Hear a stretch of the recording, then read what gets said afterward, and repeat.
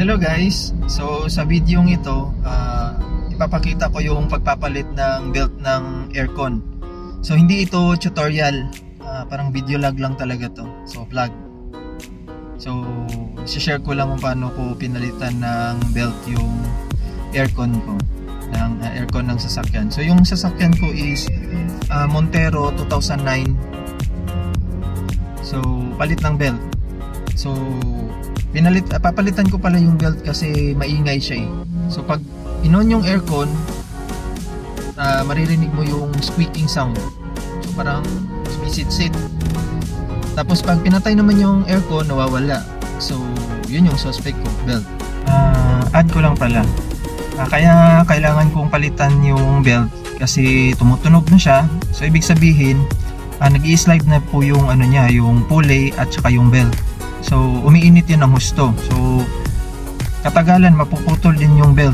O kung hindi man maputol, iinit ng husto yung nandun banda sa pulley.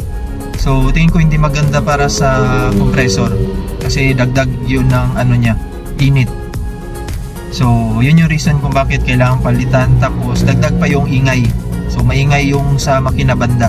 Kahit dito sa loob ng sasakyan, naririnig na din yung niya, yung ingay. So ayun, so kailangan na nating palitan. So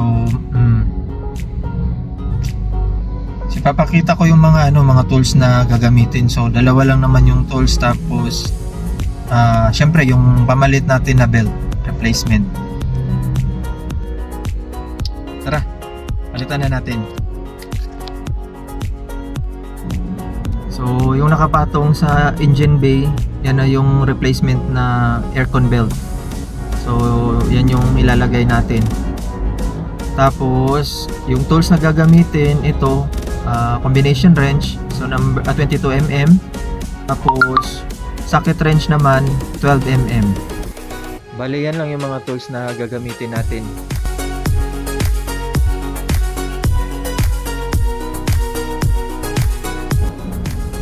Tapos ituturo ko kung saan gagamitin yung 22mm na combination wrench. So yan, kailangan nating luwagan muna yan.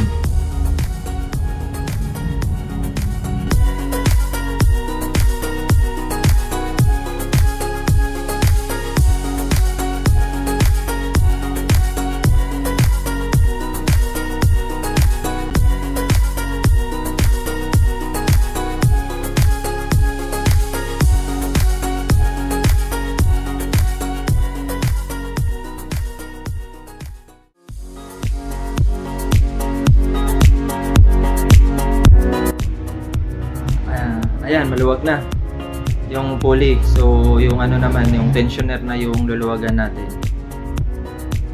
Yung tornilyo na nasa taas, yung nakikita. 12 yan. So yan gagamitin yung 12 na socket wrench. So kailangan lang luwagan para bumaba yung pulley.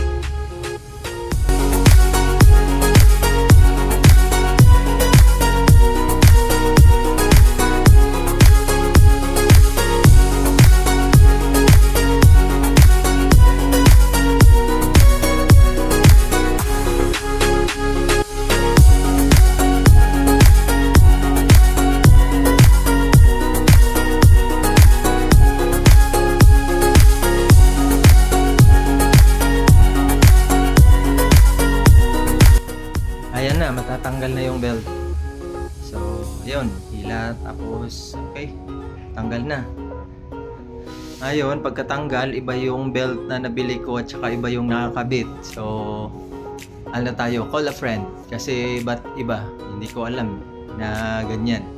So tawag tayo ng hingi tayo advice kung pwede ba na yung isa may ngipin, yung isa wala, pero same lang yan sila na sukat.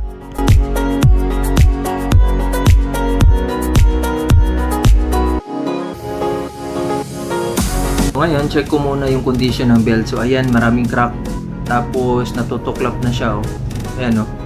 tutuklat na. So ibig sabihin palitin na talaga yung belt na yan. So malapit na din yung maputol. So halos lahat ng ano niya meron na siyang crack. So matigas na din yung ano, yung rubber niya. Tanong ko na din sa aircon technician. So pwede siyang gamitin. So kakabit ko na siya. So okay lang daw na yung isa ganyan tapos yung ipapalit is walang ngipin. So ikakabit ko na siya.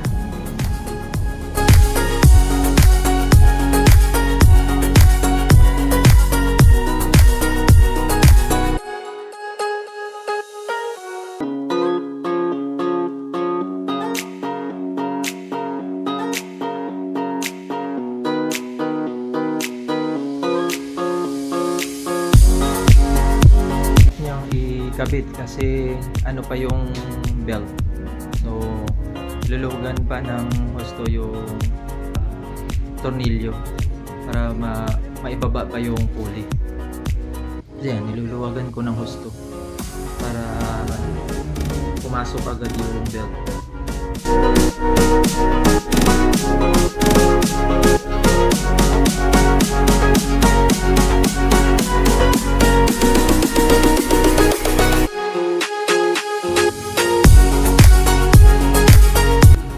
Yan, napwesto na yung belt.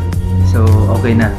Hihigpitan na natin yung tornilyo ng pulley. Tapos, lagyan na ng tension para sumikip na.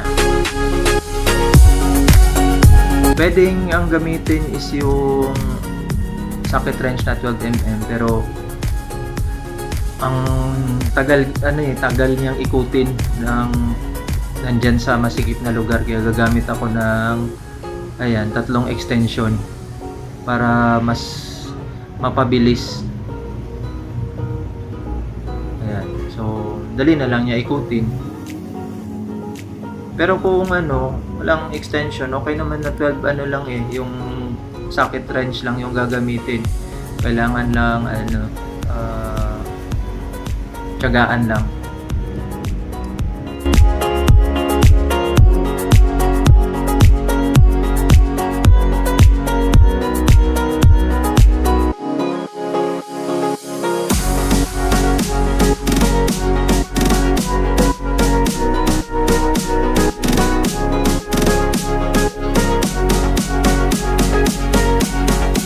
Tansya lang yung sikip ng belt. So, estimate lang. Pag masikip na siya, sakto na yung tension, hindi na siya maluwag, okay na yun. Goods na. So, hihigpitan ko na yung tornilyo nung sa pulley. So, gamit yung 22 combination wrench. So, hihigpitan ko na para masecure na.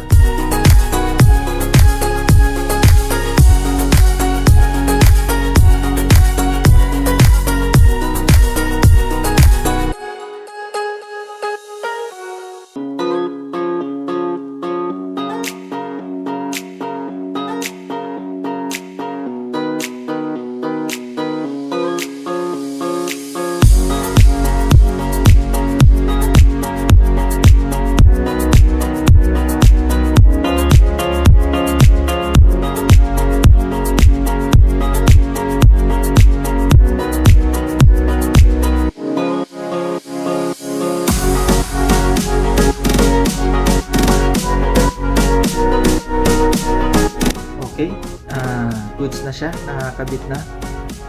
Ayun, papakita ko lang yung kamay ko. So, ang dumi ng kamay ko. Saka may mga gas-gas kasi masikip. Ayun, kung meron namang gloves, gamitin. Yan, ganyan yan, bago pero hindi ganamit. So, ayun, gamit ng gloves guys.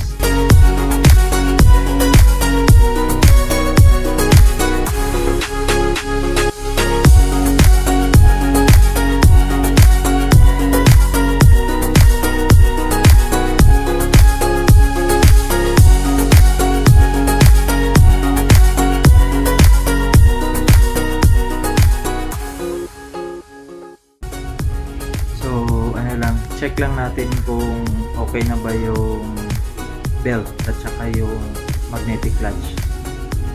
So ayan, focus eh. So i-observe natin kung ayan, umiikot naman yung magnetic clutch. So nag-automatic na siya. So ibig sabihin okay na din yan. Walang problema. So wala din akong naririnig na tunog. So goods na siya. Salamat sa panonood.